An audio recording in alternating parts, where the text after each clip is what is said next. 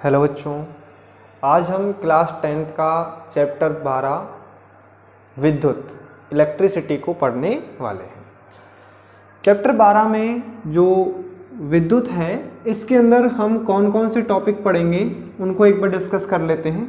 देखो, विद्युत के अंदर हम सबसे पहले पढ़ेंगे विद्युत का प्रवाह, अर्थात विद्युत प्रवाह को हम सबसे पहले पढ़ेंगे कि विद्युत किस प्रकार से प्रवाहित होती है, उसके बारे में सारी इंफॉर्मेशन लेंगे। उसके बाद हम दूसरा टॉपिक पढ़ेंगे यहाँ पे ओम का नियम।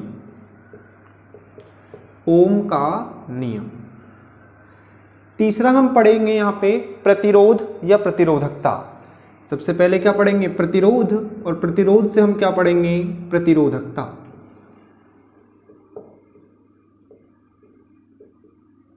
क्लियर है? उसके बाद हम पढ़ेंगे प्रतिरोध को प्रभावित करने वाले कारक। प्रतिरोध को प्रभावित करने वाले कारक। उसके बाद हम पढ़ेंगे प्रतिरोधों का संयोजन। प्रतिरोधों का संयोजन अर्थात प्रतिरोध जो हैं उनको किस किस प्रकार से संयोजित कर सकते हैं। तो प्रतिरोधों को दो प्रकार से संयोजित कर सकते हैं। एक प्रकार के संयोजन को बोला जाता है श्रेणी क्रम संयोजन,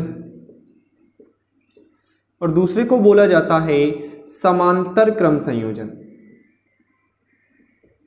क्लियर है? उसके बाद हम पढ़ेंगे विद्युत धारा का तापीय प्रभाव। क्लियर है? अर्थात हम इस चैप्टर में इन टॉपिकों को क्लियर करने वाले हैं। सबसे पहले विद्युत का प्रवाह, उसके बाद ओम का नियम, प्रतिरोध और प्रतिरोधकता, प्रतिरोध को प्रभावित करने वाले कारक, प्रतिरोधों का संयोजन और विद्युत धारा का तापीय प्रभाव। अब विद्युत प्रवाह को समझने से पहले हम एक टर्म पढ़ते हैं, वो है विद्युत ऊर्जा। विद्युत ऊर्जा, इलेक्ट्रिक एनर्जी, ये क्या होती है? तो देखो, थोड़ा समझते हैं कि जब किसी चालक तार में हम आवेश प्रवाहित करते हैं, क्या प्रवाहित करते हैं भैया? आवेश। हमने आवेश प्रवाहित किया, क्यों? तो आवेश प्रवाहित करते हैं तो ऊर्जा का व्यय होता है। तो क्या होता है? ऊर्जा का व्यय होता है। जैसे हम क्या करते हैं कि हम हमारे घरों में आवेश प्रवाहित करते हैं तार के माध्यम से, तो बल्ब जलता है। तो क्या जलता है? बल्ब जलता है। जब बल्ब जल रहा है इसका मतलब ऊर्जा का व्यय हो रहा है। तो वो जो ऊर्जा का व्यय होता है उसी को हम बोलते हैं विद्युत ऊर्जा। क्या बोलते हैं भैया? विद्युत ऊर्जा। तो डेफिनेशन क्या बनेगी इसकी कि जब किसी चालक तार में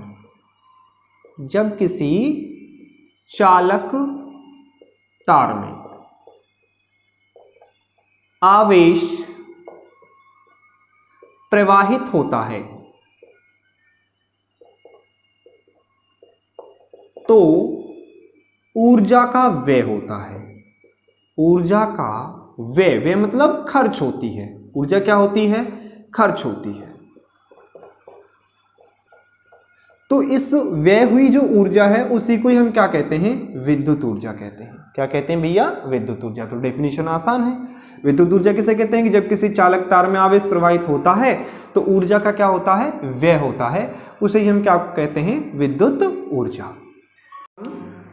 कि यदि किसी चालक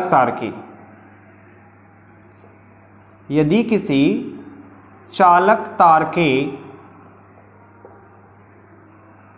सिरों के बीच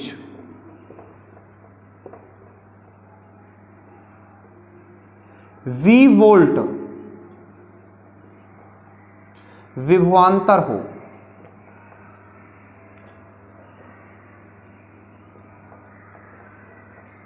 तो Q आवेश को एक सिरे से दूसरे सिरे तक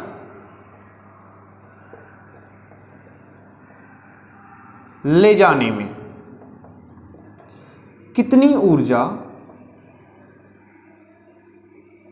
व्यय होगी। अर्थात हम ये कहना चाह रहे हैं कि यदि किसी चालक तार का विभवांतर V है, विभवांतर क्या है?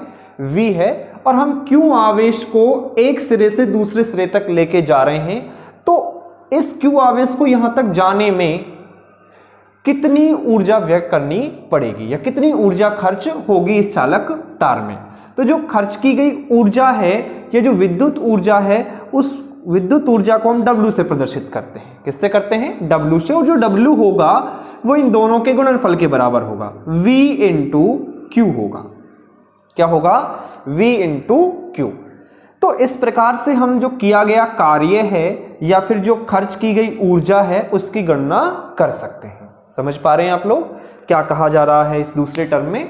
कि यदि किसी चालक तार के सिरों के बीच V वोल्ट विभवांतर हो, किसी चालक तार के बीच में विभवांतर कितना है? V वोल्ट है, तो Q आवेश को एक सिरे से दूसरे सिरे तक ले जाने में कितना कार्य करना पड़ेगा या कितनी ऊर्जा व्यय होगी। तो वो जो व्यय ऊर्जा है वो ही है W, अर्थात जो व्यय ऊर्जा है वही कौन होती है? विद्युत ऊर्जा। तो विद्युत ऊर्जा W बराबर कैसे निकालेंगे? V into Q, voltage into उनका आवेश। क्लियर है? बेसिकली यहां पर जो ये ऊर्जा होती है, जो व्यय ऊर्जा है या कार्य है, ऊर्जा है या फिर क्या है, ये कार्य है, वर्क है, एनर्जी है, इसका जो मात्रक होता है वो जूल होता है। क्या होता है? जूल होता है। समझ पा रहे हैं? यहां पर एक छोटा सा सवाल करने की कोशिश करते हैं कि 12 वोल्ट विभवांतर, 12 वोल्ट विभवांतर वाले तार के लिए कितना वोल्ट विभवांतर है? 12 वोल्ट विभवांतर वाले तार के लिए 2 कूलाम आवेश को, 2 कूलाम आवेश को एक बिंदु से दूसरे बिंदु तक ले जाने में कितना कार्य करना पड़ेगा? कितना कार्य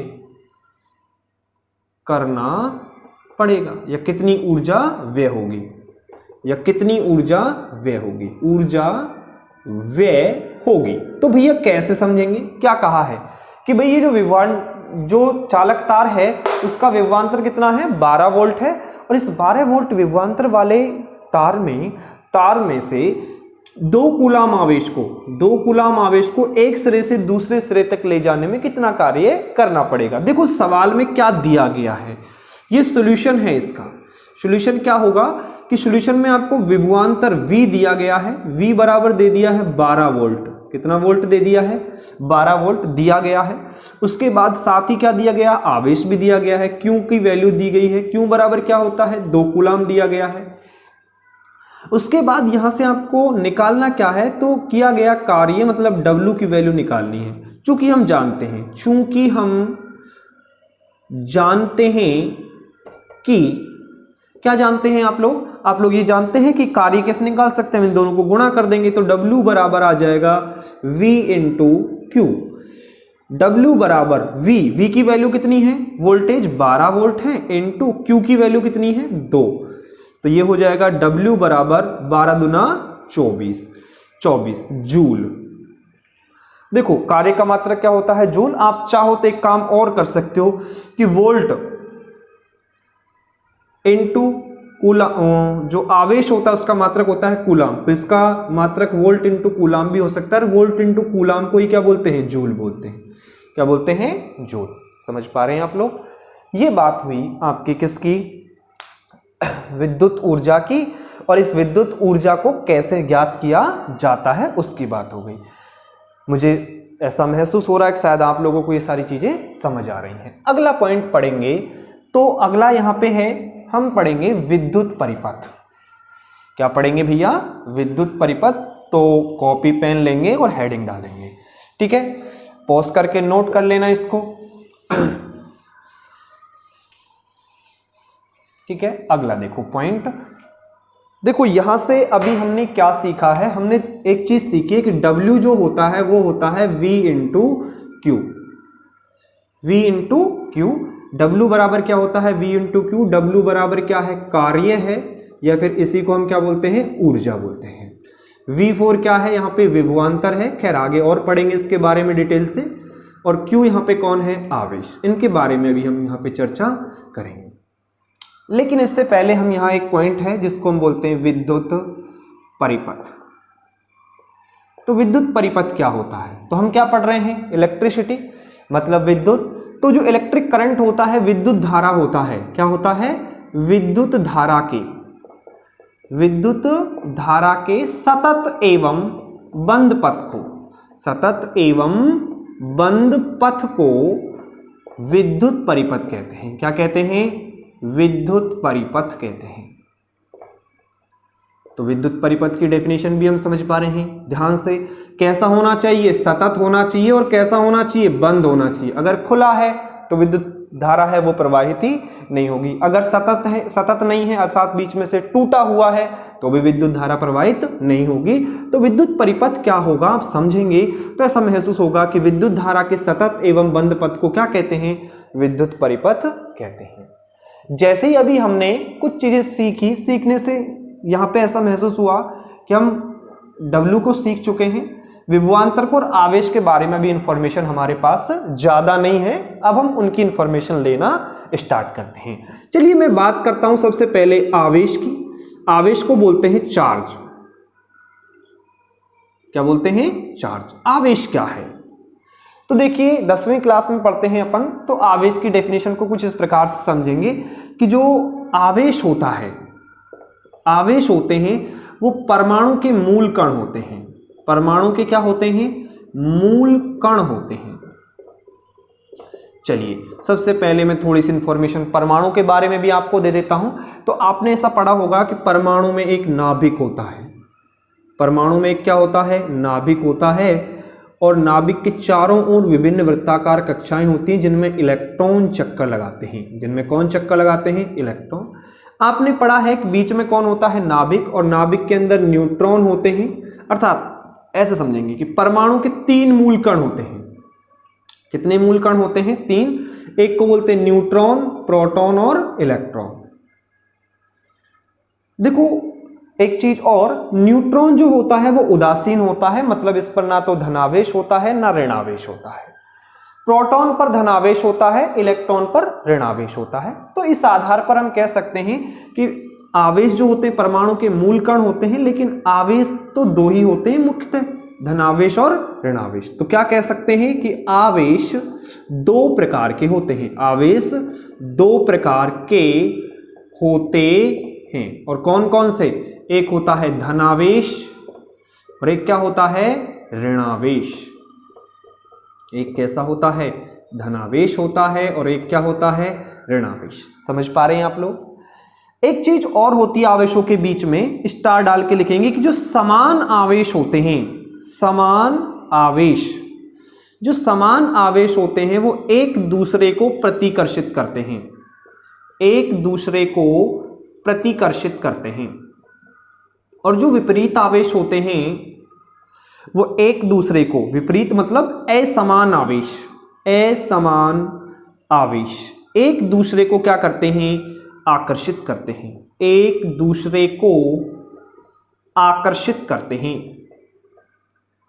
आकर्षित करते हैं।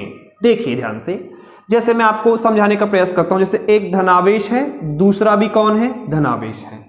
अगर ये एक दूसरे के पास आएंगे तो ये प्रतिकर्षित होंगे, अगर इनको पास लाने की कोशिश करेंगे तो ये अपने आप दूर जाने की कोशिश करेंगे, अर्थात एक दूसरे से क्या होंगे, प्रतिकर्षित होंगे। जैसे मान लो एक धनावेश है, एक ऋणावेश है और दूसरा भी कौन है, ऋणावेश, दोनों समान आवेश है, इनको हम पास लाने की कोशिश कर रहे हैं, लेकिन ये समान आवेश होने के कारण ये इससे दूर जाने की कोशिश करेगा और ये इससे दूर जाने की कोशिश करेगा। लेकिन मान लो कभी एक धनावेश है और एक कौन है, ऋणावेश है, तो विपरीत आवेश है, मतलब अलग अलग है, असमान आवेश है, तो ये इसके पास जाने की कोशिश करेगा और ऋणावेश इसके पास जाने की कोशिश करेगा, अर्थात यहां पर आकर्षण होगा। क्या होगा भैया, आकर्षण होगा। और अगर ऋणावेश हुआ और धनावेश हुआ तो भी ये विपरीत है, तो भी ये एक दूसरे के पास आएंगे, यहां भी क्या होगा, आकर्षण ही होगा। समझ पा रहे हैं आप लोग? तो ये चीजें होती है आवेश के बीच। आवेश के कुछ मुख्य बिंदु इस प्रकार से और हैं, आप उनको समझिए, पोस्ट करके नोट कर लेंगे। बाकी चीजें मैं यहां पे आपको बता ही रहा हूं। देखिए, तो आवेश के बारे में और सुनिए क्या क्या इंफॉर्मेशन आपके पास होनी चाहिए। तो आवेश जो है उसको Q से प्रदर्शित करते हैं। किससे प्रदर्शित करते हैं? Q से प्रदर्शित करते हैं। ध्यान रखना, आवेश को किससे प्रदर्शित करते हैं? Q से। कभी कभी स्मॉल q से भी कर सकते हैं। किससे भी दर्शा देते हैं? स्मॉल q से। लेकिन जब तक हम यहां पढ़ रहे हैं तो यहां पे कैपिटल Q से ही रिप्रेजेंट करेंगे। उसके बाद अगर हम बात करें तो आवेश का जो मात्रक होता है, आवेश का मात्रक वो होता है कूलाम। क्या होता है? कूलाम आवेश का क्या होता है? मात्रक C से प्रदर्शित करते हैं। समझ पा रहे हैं आप लोग? ये जो कूलाम आवेश है, ये एक कूलाम का जो आवेश होता है वो निश्चित वैल्यू होती है और वो फिक्स होता है। तो एक इलेक्ट्रॉन पर जो आवेश होता है वो भी फिक्स होता है। वो कितना होता है? वो होता है 1.6 इंटू 10⁻⁻19 कूलाम। कहने का अर्थ ये है कि एक इलेक्ट्रॉन पर इतना आवेश पाया जाता है। ये आवेश की वैल्यू विभिन्न प्रयोगों से ज्ञात की गई थी। मिलिकॉन तेल बूंद प्रयोग से इस आवेश की वैल्यू को ज्ञात किया जाता है, लेकिन अपन यहां क्लास 10th में इसको यहीं तक डायरेक्ट पढ़ते हैं। बात क्लियर है? ये चीज आपको यहां तक क्लियरली समझ में आ रही होगी। यहां पे ऐसा और एक सवाल बन सकता है, ध्यान से देखना, थोड़ा कोशिश करना समझने की। देखिए, मैं मिटा देता हूं, पोस्ट करके नोट कर लेना। सभी विद्यार्थियों का ध्यान बोर्ड पे लगातार रहना चाहिए, कोई भी चीज छूटनी नहीं चाहिए। ठीक है? तो एक इलेक्ट्रॉन पर आवेश कितना होता है? ये तो ऐसा कह दें कि एक कूलाम आवेश, देखो 1.6 इंटू 10⁻⁻19 कूलाम कितने इलेक्ट्रॉनों पर होता है? एक इलेक्ट्रॉन पर होता है। यही तो है। देखो, इसको थोड़ा समझने को, 1.6 गुणा 10⁻⁻19 कूलाम जो आवेश है वो केवल एक इलेक्ट्रॉन पर होता है। अगर मैं कहूं कि भाई एक कूलाम आवेश, एक कूलाम आवेश कितने इलेक्ट्रॉनों पर होगा? कितने इलेक्ट्रॉन पर उपस्थित होगा? कि एक कूलाम आवेश, ये तो इतना कूलाम है, 1.6 इंटू 10⁻⁻19 कूलाम, तो वो तो एक इलेक्ट्रॉन पर है। और मैं कहूं कि एक कूलाम आवेश जो है वो कितने इलेक्ट्रॉन पर होगा? तो एक कूलाम आवेश करना है तो इसका इसमें भाग दे दो, इलेक्ट्रॉनों की संख्या आ जाएगी। कैसे? ध्यान से देखो, ये सवाल है। इस सवाल को ऐसे लिख सकते हैं कि एक कूलाम आवेश कितने इलेक्ट्रॉनों पर उपस्थित होता है। तो हम कह सकते हैं कि हम जानते हैं। देखो, मैं प्रश्न को भी बनाई देता हूं। प्रश्न देखिए, प्रश्न कितना शानदार है, को भी थोड़ा सा ध्यान से देखना पड़ेगा कि एक कूलाम आवेश कितने इलेक्ट्रॉनों पर, ये मैं आगे लिख देता हूं, कितने इलेक्ट्रॉनों पर उपस्थित होता है। तो देखो, सवाल ये है, अच्छा सवाल है। तो उत्तर की अगर हम बात करें या सॉल्यूशन हम इसका देखना चाहें तो हम कह सकते हैं कि हम जानते हैं, हम जानते हैं कि 1.6 इंटू 10⁻⁻19 कूलाम एक इलेक्ट्रॉन पर आवेश होता है। कितने इलेक्ट्रॉन पर आवेश होता है? एक इलेक्ट्रॉन पर।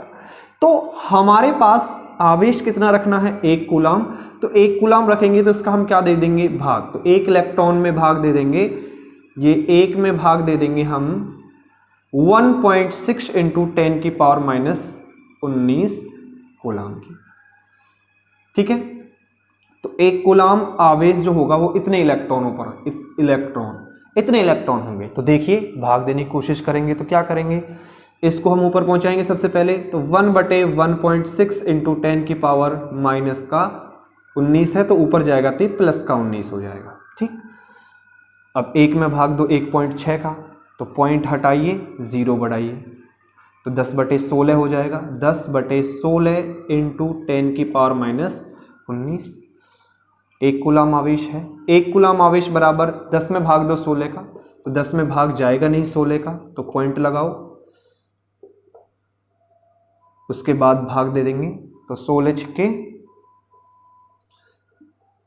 96, बचा कितना, 10 में से 6 गया तो 4, 4 में भाग नहीं जाएगा 0, तो 16 दूना 32, 2, अब कितना बच्चा 8, फिर 0, 16 पंजे 80, मतलब 0.0625 इंटू 10 की पावर -19 इलेक्ट्रॉन, इतने इलेक्ट्रॉनों पर एक कूलाम आवेश होता है। इसको और सॉल्व करके कैसे लिख सकते हैं, इस पॉइंट को हम यहां पे लेके जा रहे हैं, एक पॉइंट को यहां पे लेके जा रहे हैं, तो एक कूलाम बराबर हो जाएगा 6.25 इंटू 10 की पावर 18, कितना हो गया 18, मतलब 10 से गुणा कर दो 18 हो जाएगा।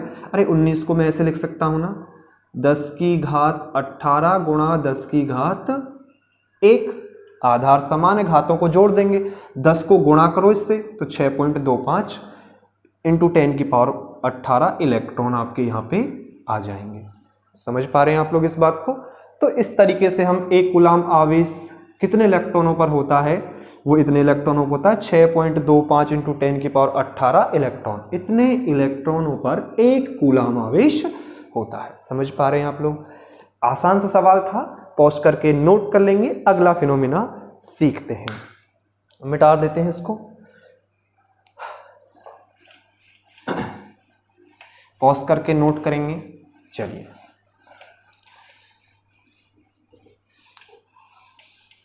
देखिए, अगला सवाल यहां पे हमें क्या सीखने को मिल रहा है। अगला सवाल तो नहीं है, पॉइंट है कि अब हम पढ़ लेते हैं विद्युत धारा। विद्युत धारा, विद्युत धारा को बोलते हैं इलेक्ट्रिक करंट, इलेक्ट्रिक करंट,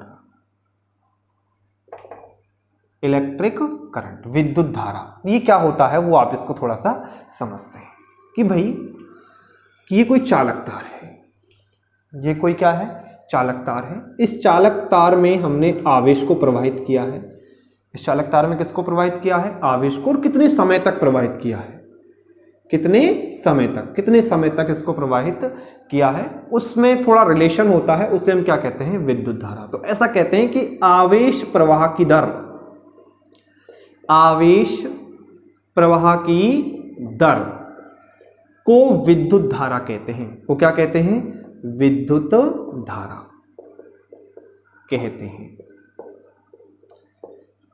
विद्युत धारा कहते हैं। तो और अच्छे से डेफिनेशन क्या बनाएंगे कि किसी चालक तार में, किसी चालक तार में आवेश प्रवाहित होने की जो दर है उसी को हम क्या कहते हैं, विद्युत धारा। दर का मतलब होता है समय, तो समय के सापेक्ष हमने कितना आवेश को प्रवाहित किया है उसकी बात हो रही है। बेसिकली जो विद्युत धारा होता है उसे I से प्रदर्शित करते हैं, किससे प्रदर्शित करते हैं, I से प्रदर्शित करते हैं। क्लियर है? थोड़ा और अगर हम आगे चलें तो इससे एक फॉर्मूला बना सकते हैं। तो देखो डेफिनेशन से फॉर्मूला बन जाएगा, आवेश प्रवाह की दर, दर जो होता है समय वो बटे में आता है, तो I बराबर हो जाता है Q बटे T। I बराबर क्या हो जाता है, Q बटे T। तो अगर आपसे कोई कहे कि विद्युत धारा कैसे ज्ञात करेंगे अगर आवेश और समय का मान दे दिया जाए, तो I बराबर Q बटे T के आधार पर हम विद्युत धारा की गणना कर सकते हैं। उसके बाद थोड़ा और आगे चलें तो देखिए ध्यान से, यहां से Q की वैल्यू भी निकाल सकते हैं। देखो इस समीकरण से कैसे निकाल सकते हैं, Q बराबर हो जाएगा I इंटू टी। तो Q बराबर क्या होता है, I इंटू टी। ये बात भी आप साथ साथ ध्यान रखना कि Q बराबर क्या होता है, I इंटू टी। चलिए आगे देखिए, तो I है से प्रदर्शित करते हैं, I का जो मात्रक है, विद्युत धारा का मात्रक, विद्युत धारा का मात्रक। तो विद्युत धारा का जो मात्रक होता है वो आपको याद रखना है, क्या होता है, एम्पियर होता है। क्या होता है भैया, एम्पियर। अब थोड़ा सोचते हैं कि एम्पियर कैसे आया, या फिर एम्पियर तो खैर नाम है, इसका और कोई मात्रक हो सकता है। तो आप देखो यहाँ पे I बराबर क्या लिखा हुआ है, Q बटे T। Q का मतलब होता है आवेश और T का मतलब क्या होता है, समय। और आवेश को किससे प्रदर्शित करते हैं, Q से, सॉरी आवेश का मात्रक होता है कूलाम और समय का मात्रक होता है सेकंड। तो कूलाम बटे सेकंड भी विद्युत धारा का क्या होता है, मात्रक। तो मैं यहाँ पे स्टार डालकर लिख सकता हूँ कि विद्युत धारा का मात्रक एक दूसरा क्या और होता है, विद्युत धारा का मात्रक कूलम प्रति सेकंड भी होता है। ये बात भी आप ध्यान रखेंगे। क्लियर है, ये चीज आप यहां तक सीख गए होंगे। अब मैं यहां पे एक बात कर रहा हूं, सबसे पहली और सबसे इंपॉर्टेंट बात कि 1 एम्पियर विद्युत धारा, 1 एम्पियर विद्युत धारा या 1 एम्पियर धारा, ये किसे कहेंगे। तो 1 एम्पियर धारा क्या है उसको थोड़ा समझने का प्रयास करते हैं। तो 1 एम्पियर धारा क्या होगी कि 1 एम्पियर मतलब एक आई का वैल्यू होना चाहिए। तो आई का वैल्यू 1 कब आएगा, जब क्यू का वैल्यू भी 1 हो और टी का वैल्यू भी कितना हो, 1 हो।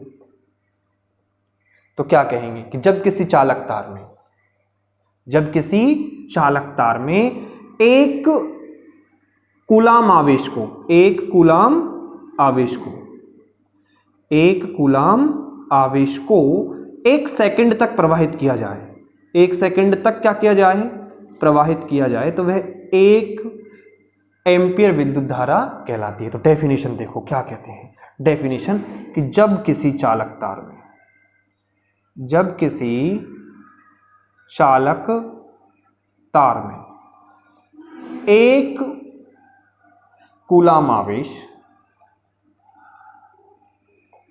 आवेश को 1 सेकंड तक, 1 सेकंड तक प्रवाहित किया जाता है,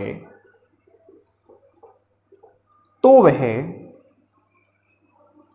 1 एम्पियर धारा कहलाती है, 1 एम्पियर धारा कहलाती है।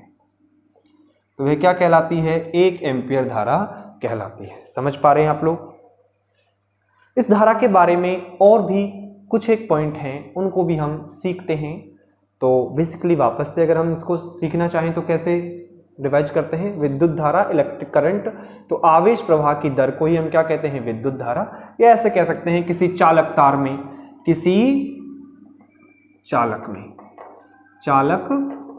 तार में आवेश प्रवाह की दर को क्या कहते हैं, विद्युत धारा। इसको आई से प्रदर्शित करते हैं। आई बराबर होता है क्यू बटे टी। यहाँ से क्यू बराबर आई इंटू टी भी हो सकता है। विद्युत धारा का मात्रक होता है एम्पियर। इसके अलावा एक और मात्रक है, वो क्या है, कूलाम प्रति सेकंड। 1 एम्पियर विद्युत धारा क्या होती है, तो 1 एम्पियर विद्युत धारा निकालने के लिए यहाँ पे आई का वैल्यू 1 होना चाहिए। 1 तभी आएगा जब ये भी 1 हो और ये भी 1 हो। अर्थात 1 कूलाम आवेश को 1 सेकंड तक प्रवाहित किया जाता है किसी चालक तार में, तो वह 1 एम्पियर धारा के बराबर होता है। ये रहा आपका यहाँ पे। आगे देखिए, इसमें कुछ एक पॉइंट और हैं, उनको भी डिस्कस कर लेते हैं थोड़ा स्पीड से, फिर अपन ओम के नियम की ओर चलेंगे। देखिए, थोड़ा सा ध्यान से देखेंगे तो हमें बहुत अच्छी अच्छी चीजें सीखने को मिलेंगी। देखो, जो एम्पियर है विद्युत धारा को एमीटर में मापते हैं। किस में मापते हैं, एमीटर से मापते हैं। किससे मापते हैं भैया, एमीटर से मापते हैं। मतलब कि विद्युत धारा का मापन हम किस उपकरण के द्वारा करते हैं, उस उपकरण का नाम होता है एमीटर। क्या होता है, एमीटर। और जो एमीटर होता है उसका प्रतिरोध बहुत कम होता है। ये कुछ पॉइंट हैं, स्टार डाल के लिखेंगे कि एमीटर का प्रतिरोध, एमीटर का प्रतिरोध बहुत कम होता है, बहुत कम होता है। एमीटर का प्रतिरोध सबसे क्या होता है, कम होता है। एमीटर जो होता है उसे हमेशा श्रेणी क्रम में जोड़ा जाता है। एमीटर को श्रेणी क्रम में जोड़ा जाता है, श्रेणी क्रम में जोड़ा जाता है। अर्थात अगर एमीटर के बारे में कोई बात हो रही है तो एमीटर हमेशा कौन से क्रम में जोड़ा जाएगा, श्रेणी क्रम में। आप कहोगे सर हम श्रेणी क्रम को नहीं जानते हैं, कोई नहीं, अभी आप इन चीज़ों को सीखेंगे, आगे हमको इस चीज़ें सीखने को मिलेंगे। उसके बाद थोड़ा सा ये और रहता है कि जो विद्युत धारा है वो कैसे प्रवाहित होती है, विद्युत धारा कहाँ से प्रवाहित होती है। तो देखो, विद्युत धारा को सामान्यतः वोल्टेज स्रोत से प्राप्त करते हैं, वोल्टेज स्रोत से। वोल्टेज स्रोत हो सकते हैं बैटरी हो सकता है या फिर सेल हो सकता है। बैटरी हो सकता है या फिर क्या हो सकता है, सेल। आप बैटरी या सेल से प्राप्त कर सकते हैं। जैसे एक चालक तार है, ये क्या है, चालक तार है। अब इस चालक तार में हमने विद्युत धारा डाला, तो विद्युत धारा को हम इस प्रकार से डाल सकते हैं कि ये धन आयन है। ये देखो, ये सेल को बैटरी को प्रदर्शित करने का एक तरीका है। दो या दो से अधिक सेल मिलकर के बैटरी का निर्माण करते हैं। मुझे लग रहा है शायद थोड़ी दिक्कतें हैं, लेकिन कोई नहीं, हम समझने का प्रयास करेंगे। तो यहाँ से क्या है, विद्युत धारा गई, यहाँ पे मैं कोई प्रतिरोध जैसा बता रहा हूँ, जैसे कोई बल्ब है, यहाँ से विद्युत धारा गया, इस प्रकार से आई गया, लेकिन आई का ये धनावेश श्रेय है, तो धनावेश श्रेय की ओर इस चालक में उपस्थित जो इलेक्ट्रॉन है वो इसकी ओर गति करेंगे। तो इलेक्ट्रॉन इधर गति कर रहे हैं, इलेक्ट्रॉन कहाँ आएंगे, धनावेश की ओर आएंगे। तो विद्युत धारा जो है वो इस प्रकार से गति करेगी। तो ऐसा कहते हैं कि भाई ध्यान से देखना कि विद्युत धारा इलेक्ट्रॉन प्रवाह के विपरीत दिशा में गति करता है। ठीक है, विद्युत धारा इलेक्ट्रॉन प्रवाह की विपरीत दिशा में क्या करती है, गति करती है। एक चीज और सीखेंगे यहाँ पे, वो क्या है, वो इस प्रकार से है कि प्रारंभ में, बहुत पहले की बात, देखो ये बंद भी करना पड़ता है, ये जो आपका क्या है परिपथ है, विद्युत परिपथ क्या कहा था, विद्युत धारा के सतत एवं बंद पथ को क्या कहते हैं, विद्युत परिपथ कहते हैं। तो अभी हम इसमें थे कि प्रारंभ की बात थी, जब इलेक्ट्रॉन वगैरह की खोज ही नहीं हुई थी, तब भी विद्युत धारा प्रवाहित हो रही थी। तो उस वक्त ऐसा कहा कि धनात्मक सिरे से विद्युत धारा क्या हो रही है, प्रवाहित हो रही है। और इसीलिए हम तभी से सीखते आ रहे हैं, तो हम मान लेते हैं कि भाई विद्युत धारा कहाँ से हो रही है, प्लस से ही प्रवाहित हो रही है। फिर हम सीखने का कोशिश भी कर रहे हैं कि धनावेश से प्रवाहित हो रही, तो इलेक्ट्रॉन यहाँ से इधर प्रकार से गति कर रहे होंगे। तो ये चीज़ें पहले मान ली गई थी और आज हम इनको पढ़ रहे हैं। इसके बाद यहाँ से कुछ सवाल बनते हैं, छोटे छोटे सवाल हैं। अगर हम बात करें तो सवाल की बात करें तो एक सवाल ले लेते हैं छोटा सा। मुझे लगता है जो अभी हमने पढ़ाया है आपको, वो सारी चीज़ें आपको समझ में आ रही हैं। एक किताब का सवाल ले लेते हैं। चलो किताब का सवाल थोड़ा बाद में लेंगे।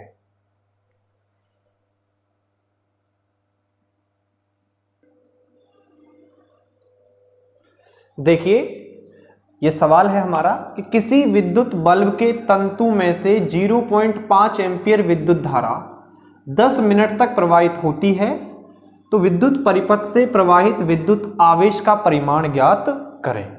देखो सवाल क्या कह रहा है, सवाल जो कह रहा है हम आप उसी के अकॉर्डिंग बात करेंगे कि किसी विद्युत बल्ब के तंतु में से 0.5 एम्पियर विद्युत धारा, तो विद्युत धारा का मान दिया गया है। तो सबसे पहले हम लिख देंगे दिया गया है, दिया गया है। क्या दिया गया है आपको, यहां पे दिया गया है विद्युत धारा।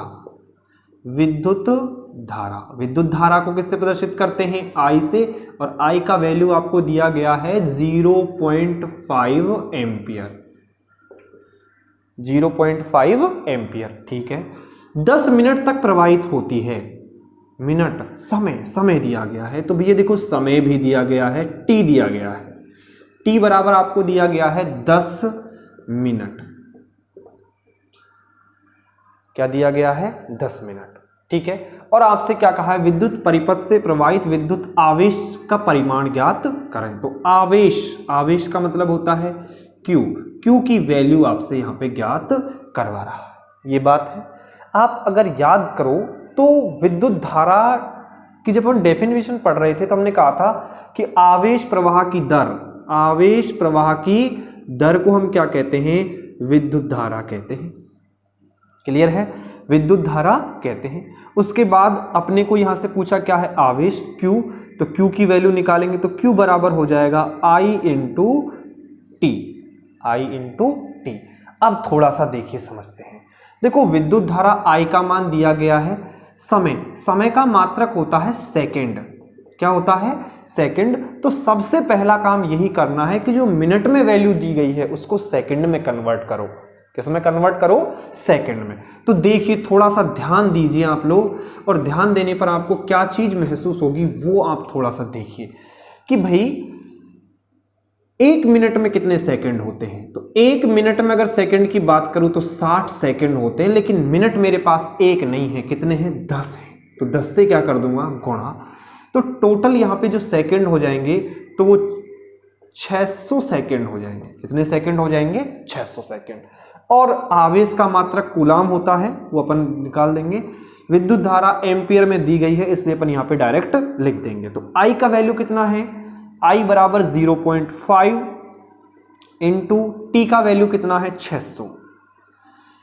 अब इनको आप क्या कर दो? गुणा कर दो। इनको जैसे ही आप गुणा करोगे तो 0 0 6 पंजे 30 और 1 के बाद क्या लगा देंगे? दशमलव।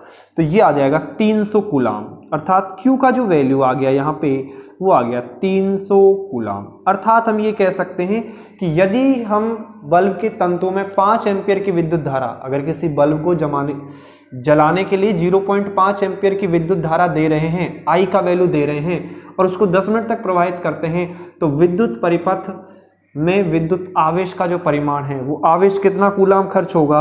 आपका 300 कूलाम आवेश की आवश्यकता पड़ेगी। या इतने समय तक हम आवेश अगर डालेंगे तो वो 300 कूलाम आवेश डालेंगे। ये बात यहां तक क्लियर हो जाती है, आप इस बात को समझ गए होंगे।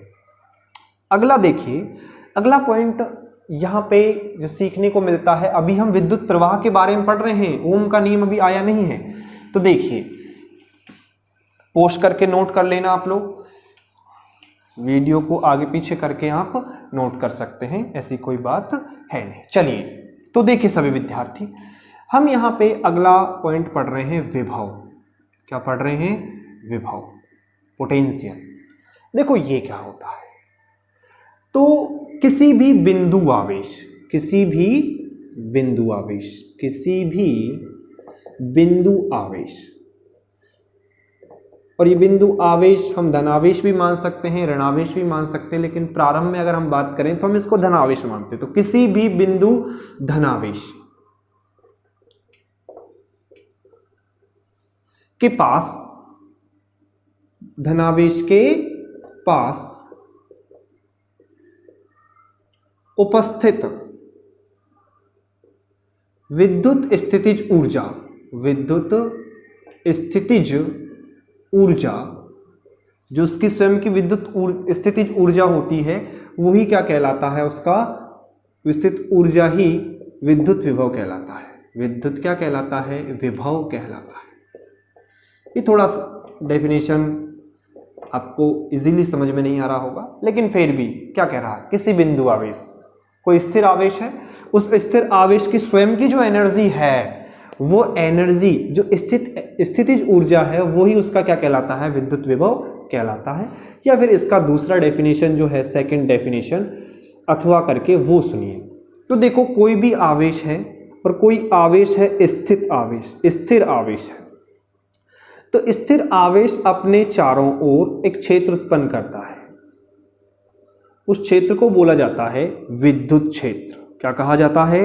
विद्युत क्षेत्र। ध्यान रखना, अगर स्थित आवेश है तो विद्युत क्षेत्र उत्पन्न करता है, और गतिशील आवेश है तो चुंबकीय क्षेत्र उत्पन्न करता है। तो ये कोई आवेश है जो स्थिर है, स्थिर आवेश ने अपने चारों ओर एक क्षेत्र उत्पन्न किया है, वो क्षेत्र है विद्युत क्षेत्र।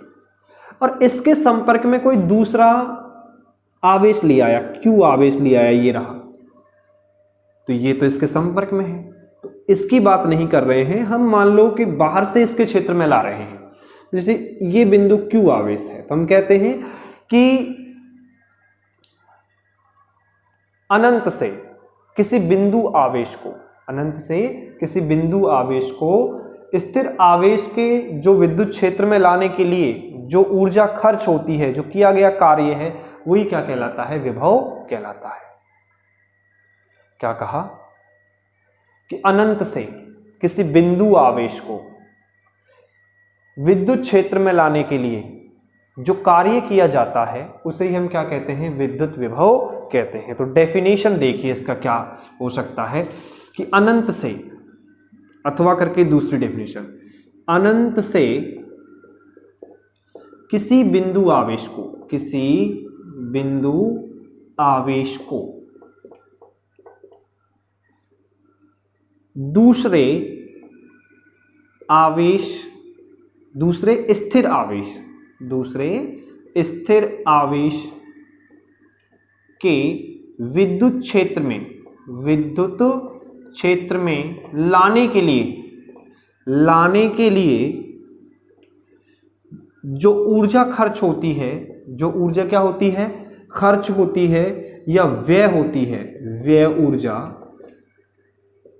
उसे ही हम क्या कहते हैं, उसे हम विद्युत विभव कहते हैं। उसे ही क्या कहते हैं, विभव कहते हैं। समझ पा रहे हैं आप लोग? विभव बात समझ आया कि अनंत से बिंदु आवेश को स्थिर आवेश के विद्युत क्षेत्र में लाने के लिए जो ऊर्जा खर्च होती है उसे विभव कहते हैं। अब हम बात करते हैं विभवांतर की। किसकी बात करते हैं, विभवांतर।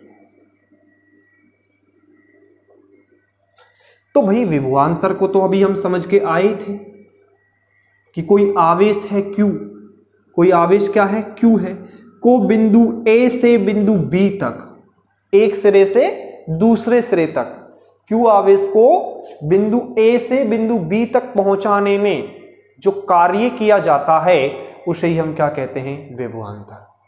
उसे ही क्या कहते हैं, विभवांतर कहते हैं। क्या कहेंगे, क्या कहेंगे कि हम कोई आवेश ले रहे हैं, वो आवेश की वैल्यू में फिक्स कर लेता हूं, एकांक आवेश। तो क्या कहेंगे कि एकांक आवेश को, एकांक आवेश को,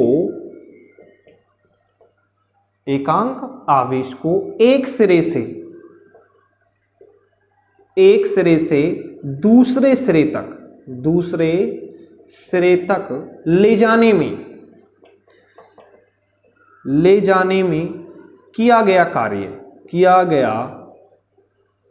कार्य उन दोनों बिंदुओं के बीच उत्पन्न विभवांतर के बराबर होता है।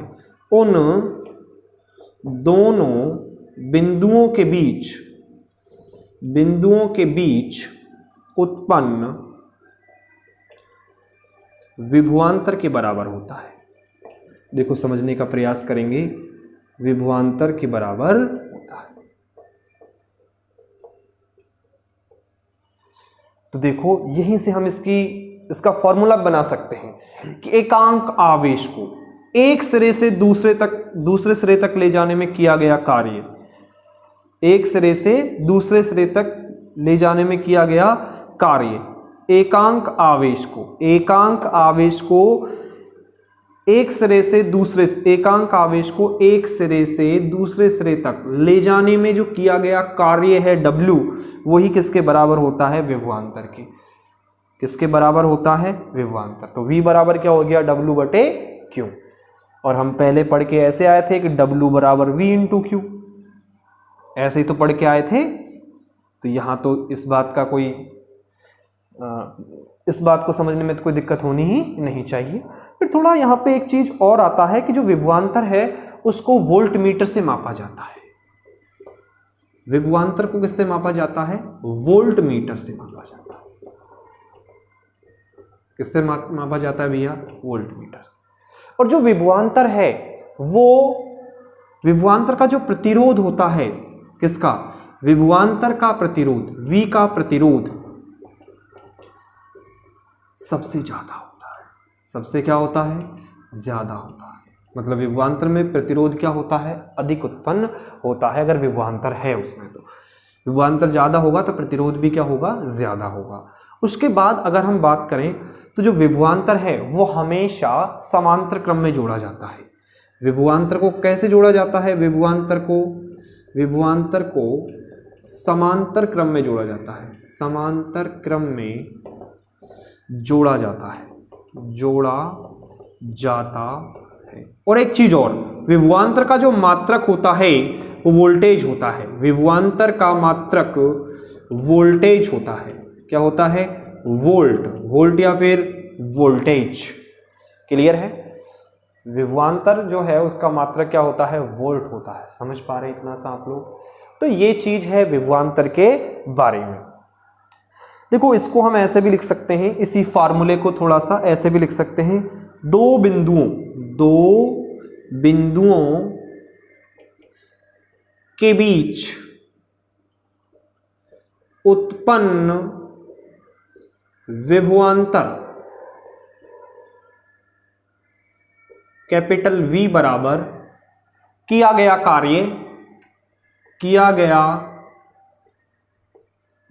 कार्य W बटे आवेश, W बटे आवेश। आवेश को क्या लिख सकते हैं? क्यों। आवेश को क्या लिख सकते हैं? क्यों। इससे रिलेट सवाल हम पहले करवा चुके हैं, इसलिए यहां पर कोई आवश्यकता है नहीं नए सवाल को करने की। अब हम पढ़ेंगे 1 वोल्ट विभवांतर। क्या पढ़ेंगे? 1 वोल्ट विभवांतर। तो 1 वोल्ट विभवांतर की डेफिनेशन और सीख लेते हैं, फिर इस लेक्चर को अपन क्या करेंगे? खत्म करेंगे। ठीक है, तो देखिए 1 वोल्ट विभवांतर क्या होता है? 1 वोल्ट विभवांतर। तो 1 वोल्ट विभवांतर किसे कहेंगे? कि भाई यहां पे क्या हो जाएगा कि 1 V बराबर क्या हो जाएगा? 1 W बटे 1 Q। तो क्या कहेंगे कि भाई 1 कूलाम आवेश को एक सिरे से दूसरे सिरे तक ले जाने में 1 जूल कार्य किया जाता है, तो वह क्या कहलाता है? 1 वोल्ट विभवांतर कहलाता है। डरने की बिल्कुल ही आवश्यकता नहीं है, बहुत ही आसान डेफिनेशन है। क्या है कि 1 कूलाम आवेश को, 1 कूलाम आवेश को एक सिरे से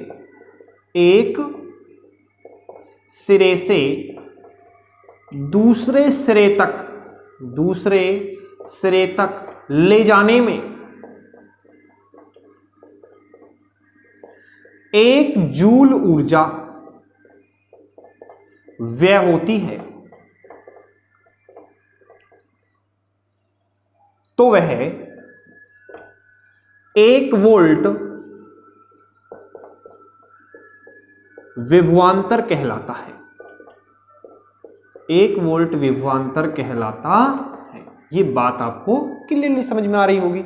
1 वोल्ट विभवांतर क्या है कि 1 कूलाम आवेश को एक सिरे से दूसरे सिरे तक ले जाने में 1 जूल ऊर्जा व्यय होती है, तो वह 1 वोल्ट विभवांतर कहलाता है।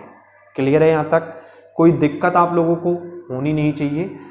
विभवांतर के बारे में हमने कहा था कि एकांक आवेश को एक सिरे से दूसरे सिरे तक ले जाने में जो कार्य किया जा रहा है, उन दोनों बिंदुओं के बीच उत्पन्न विभवांतर के बराबर होता है। कि जितना कार्य हम कर रहे हैं वही क्या होता है? विभवांतर होता है। समझ पा रहे हैं? तो 2 बिंदुओं के बीच उत्पन्न विभवांतर V बराबर किया गया कार्य बटे आवेश, ये हो गया। यहां तक किसी को कोई दिक्कत नहीं होनी चाहिए। अगर हम यहां पे एक जो वोल्ट विभवांतर है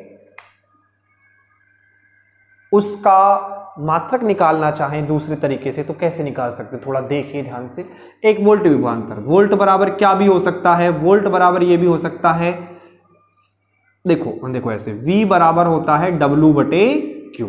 ठीक, तो V फॉर वोल्ट, तो वोल्ट बराबर क्या हो सकता है? W को क्या बोलते हैं? कार्य का मतलब जूल बटे Q का मतलब आवेश का मात्रक होता है कूलाम, तो ये होता है जूल बटे कूलाम। इसी को आगे कैसे भी लिख सकते हैं? जूल इनटू C को ऊपर ले जाओ तो C की घात -1, जूल इनटू